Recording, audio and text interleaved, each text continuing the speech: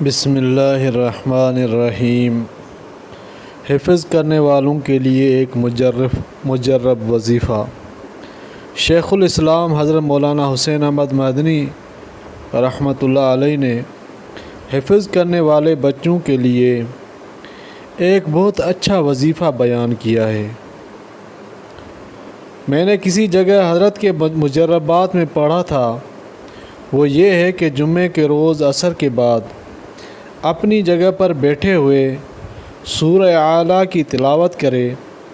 جب اس آیت سنقرئک فلا تنسیٰ پر پہنچے تو اس آیت کو 7 مرتبہ پڑھ لے، پھر سورت مکمل کر لے۔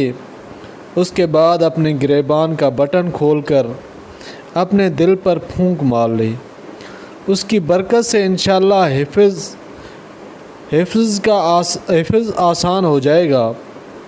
تو جو بچے حفظ کرنے میں دشواری محسوس کرتے ہوں، ان کے ماں باپ کو چاہیے کہ ان بچوں کو جمعے کے روز عصر کے بعد یہ وظیفہ پڑھائیں۔